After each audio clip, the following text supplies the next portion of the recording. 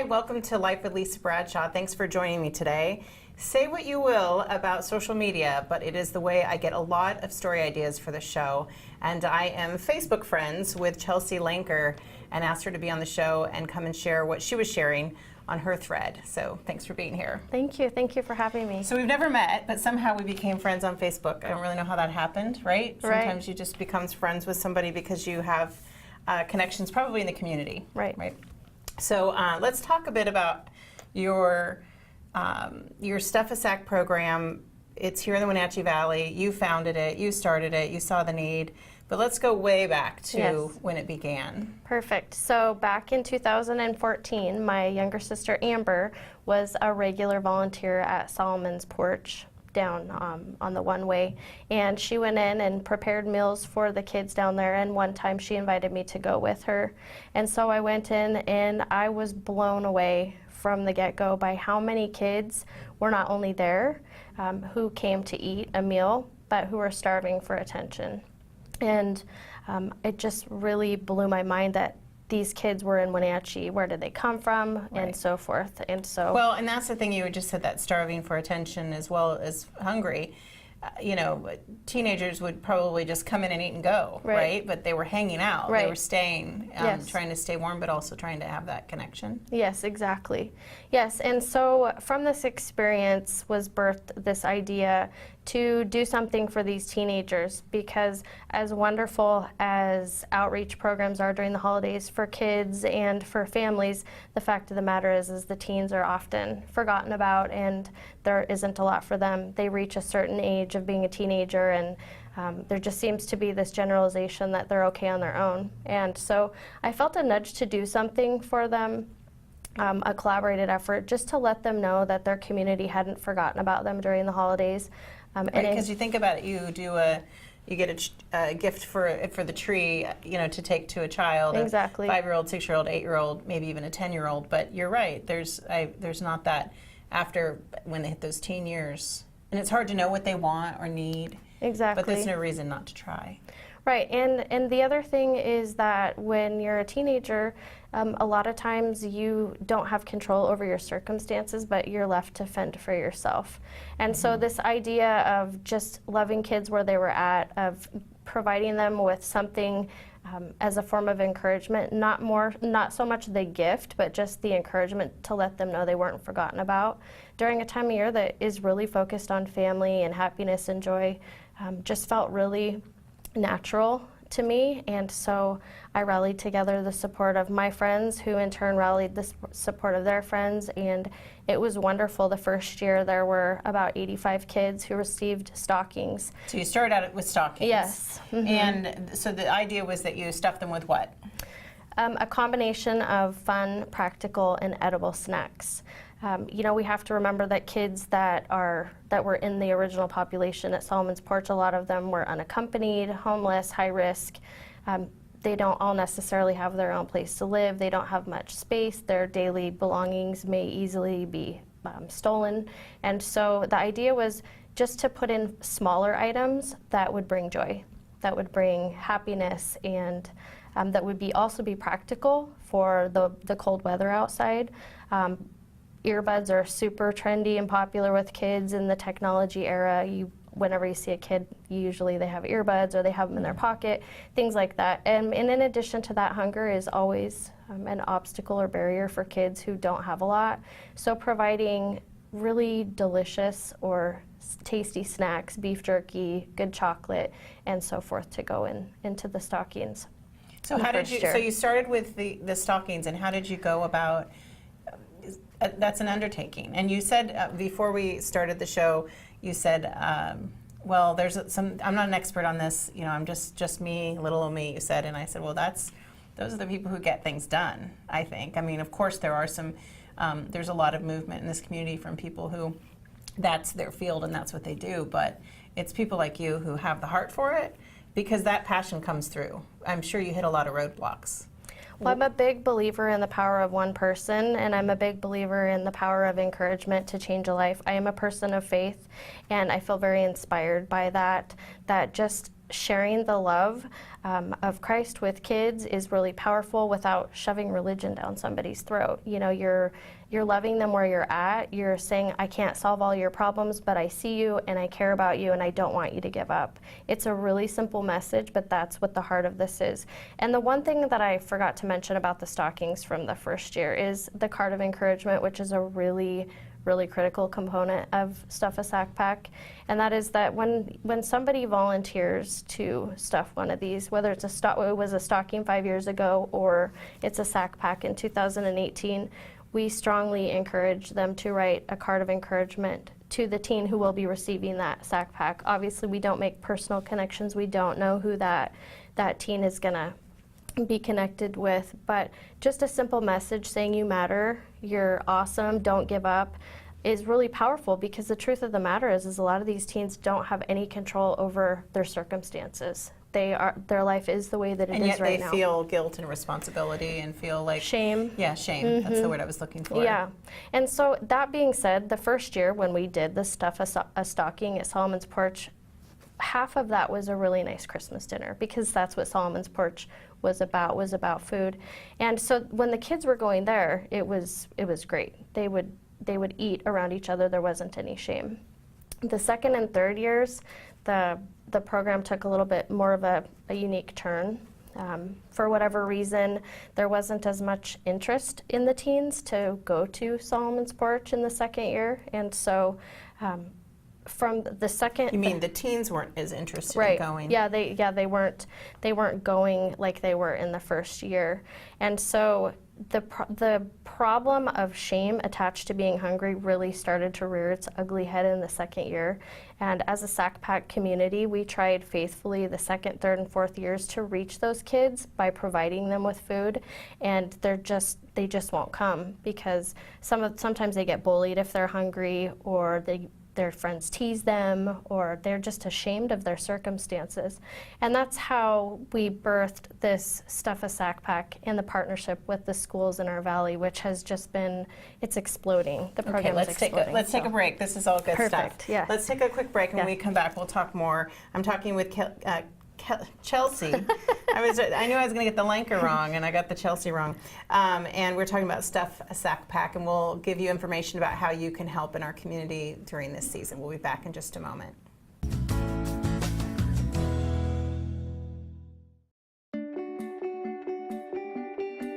Elements is a nationwide top 200 salon celebrating 20 years of service in the Wenatchee Valley. We are staffed with educated and experienced designers providing beauty and health services.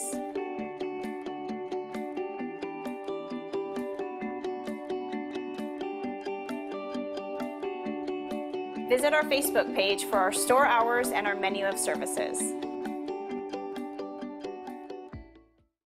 Dear Mary Maids, just got home from a trade show and I didn't have time to pick up the house. Kids made chili. Jeff did a mud run. Oh, and Winston shredded Teddy's bed. Again, please clean it the best you can. Oh, except for the statue Max made for me. Thanks, Abby. Hi, Abby. Clean kitchen, clean bath, clean floor, naughty cat. Poor Teddy. The statue is precious. You should keep it forever. See you next time, Mary Maids.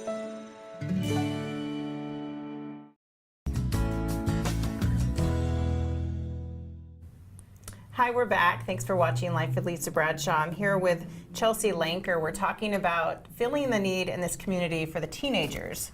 A lot of times the young kids receive gifts and the things that they need, the younger kids, but the displaced teenagers is a problem in our community, and Chelsea has been trying to combat that problem, at least this time of year, and doing it quite successfully, I think, right? Awesome, yeah. So you, earlier in the show, you were talking about how you were trying to figure out how to feed the kids, and that there's shame involved for them to come to a place, and there was less and less of them coming to Solomon's Porch. So how did you figure out that bridge between the schools and your program that you had already started? So by now you've transitioned from stockings to the backpack type of thing? Yeah. And what made you transition to that, and then how did you connect that with the schools? So I actually had a conversation with Joe Cox, who is from the Lighthouse Ministries, and he was telling me, we were having this conversation about kids being ashamed of being hungry, and he's the one who threw out the idea about using a sack pack as a good vessel. And so that was the first part of it. The second part is for kids who are homeless, high risk, or high need in our valley, schools are one of the most stable places for them. It's one of the most stable parts of their life, if not the most stable. So when Solomon's Porch, when the kids stopped going there and when it closed down, the truth is we had to adapt to what the teens were doing, and that's been a really prominent theme of this project. We've adapted to what the teens are doing and what they need and how we can best serve them. Instead of assuming like this is how we need to help, you're figuring out Right. really how do you need to help. How we need to help the kids is by getting involved in what they're doing, because how Come else to are we- them where they are. Right, and so that's how this relationship with the 4 schools started, our partner schools, which are Wenatchee High School, Westside High School, Eastmont Junior High, and Eastmont High School. And basically the way that it worked is I reached out to them and said, hey, if you would like to partner with us, and you can identify the students within your population who are either homeless, high risk, or in need, which is a really broad definition in itself. And so, But it keeps you from leaving anyone out. right, exactly. And the truth of the matter is this isn't just a project that faces on financial need. We live in a country where mental health issues and suicide rates are really high. So if a student has an emotional need for encouragement, Stuff-A-Sackpack is also available for them.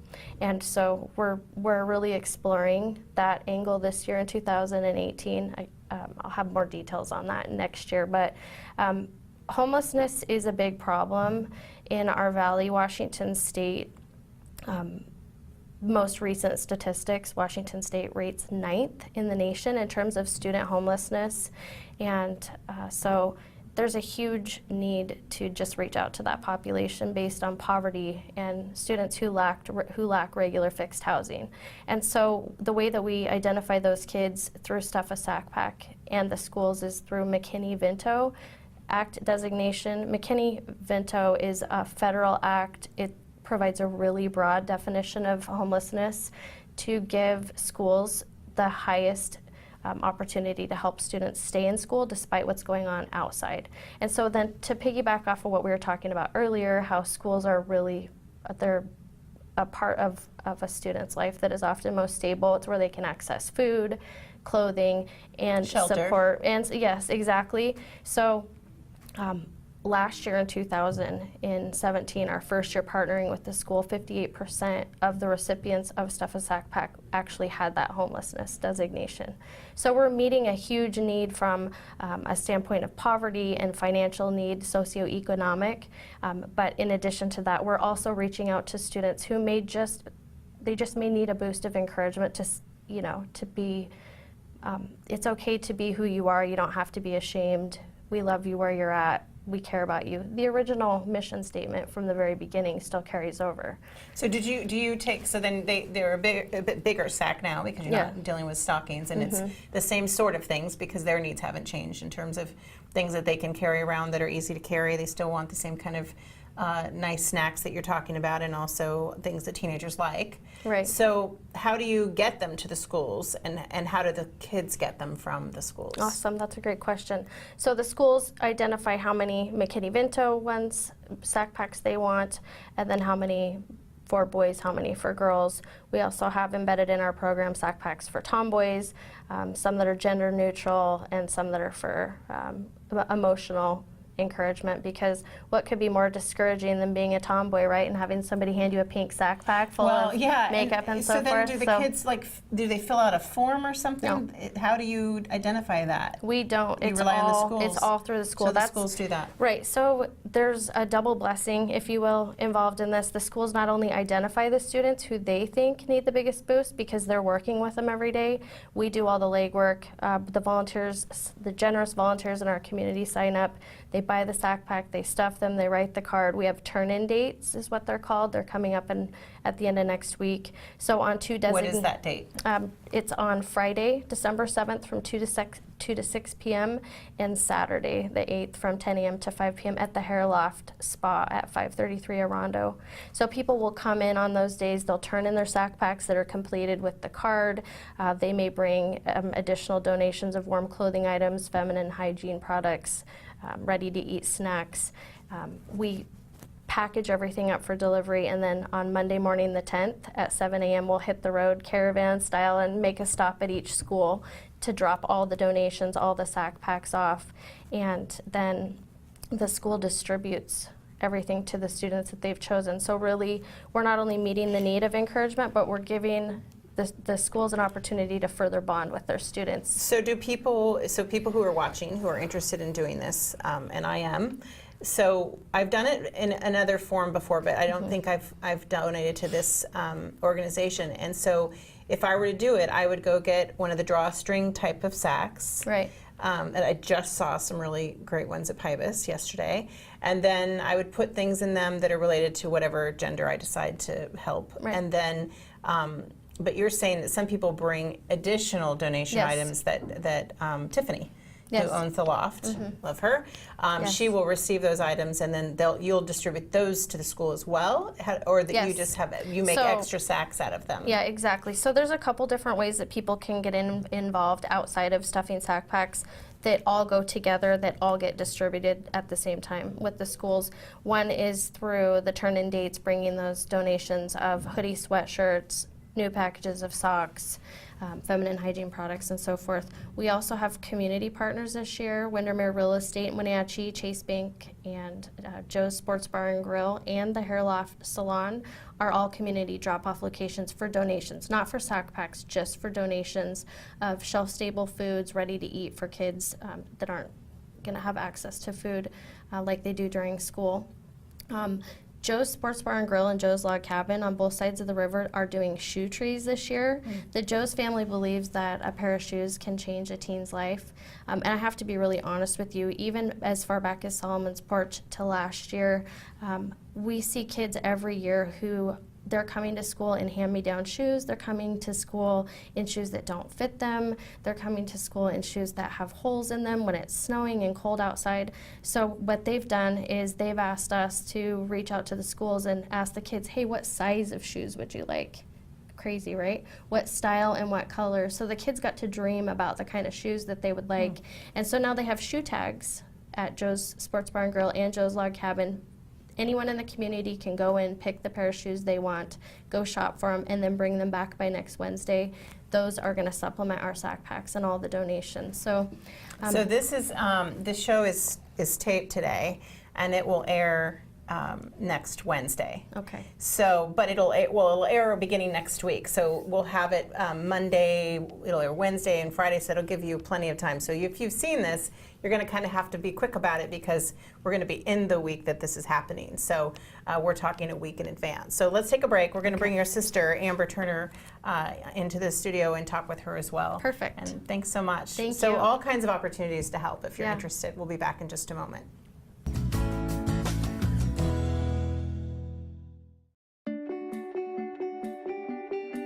Elements is a nationwide top 200 salon celebrating 20 years of service in the Wenatchee Valley. We are staffed with educated and experienced designers providing beauty and health services.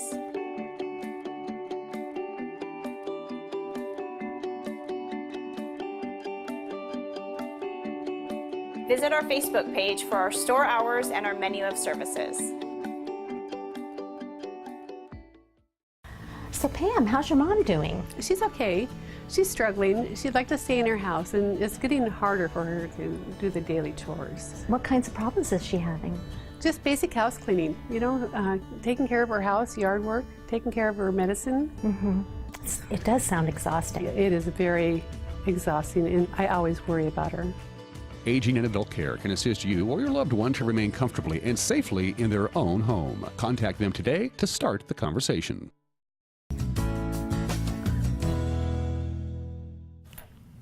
Hi, we're back. Thanks for joining us today. We're talking with Chelsea Lenker and her sister Amber Turner. Amber's joining us now. We're going to talk a little bit more about Solomon's Porch. We've been talking about the needs in our community for teenagers and how that need is being met, at least this time of year, with the program that Chelsea founded 5 years ago, Stuff-A-Sackpack.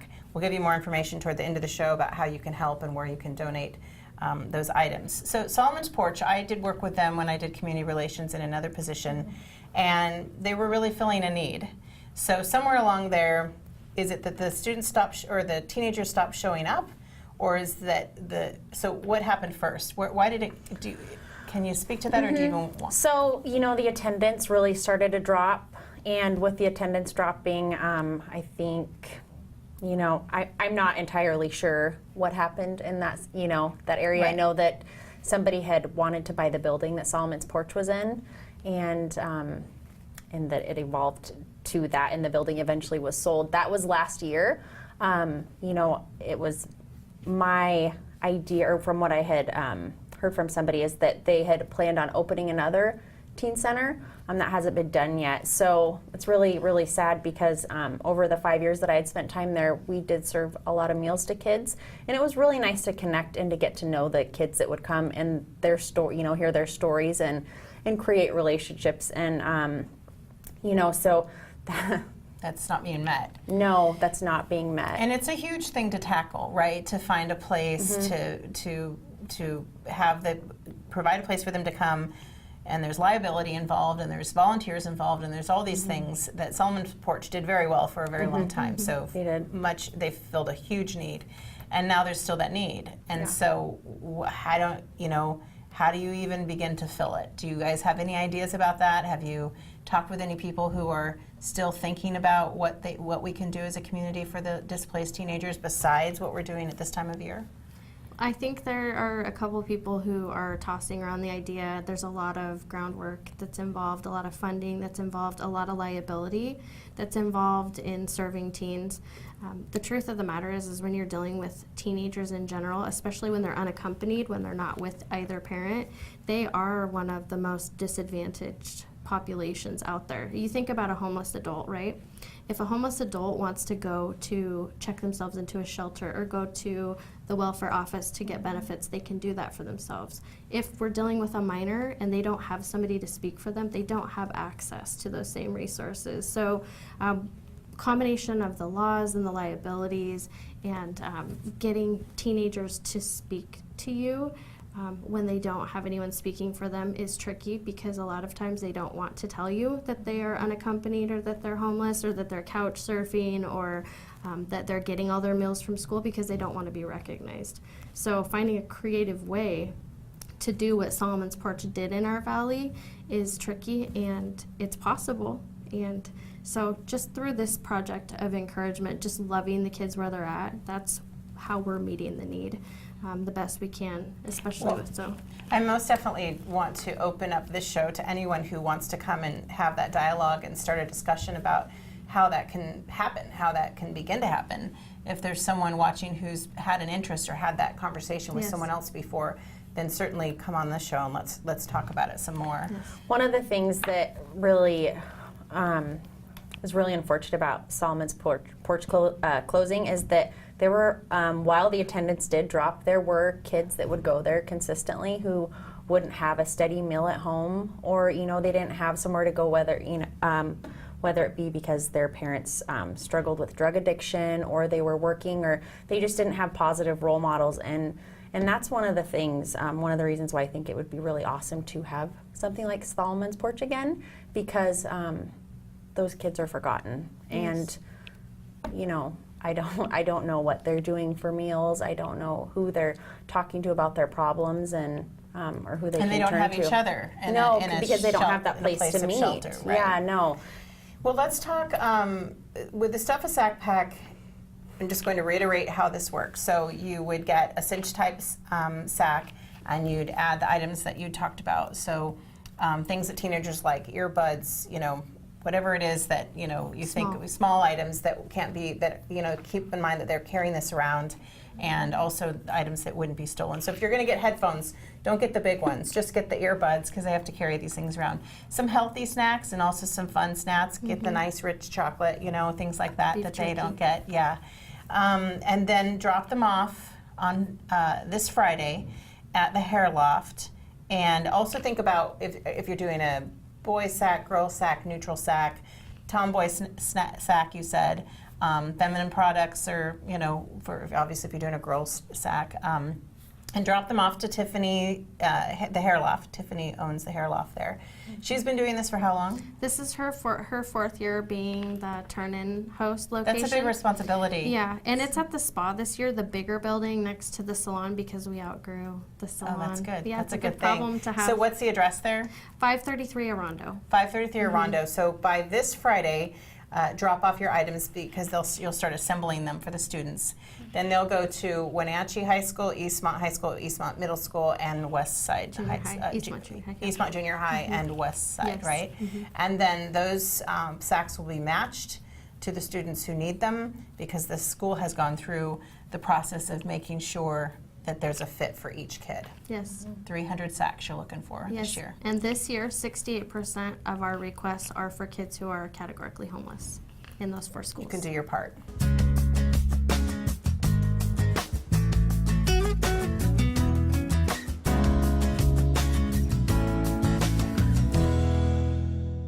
Are you wanting high-speed internet but don't have access to PUD fiber? Try Sky-Fi high-speed wireless internet from LocalTel. Call 888-8888 today.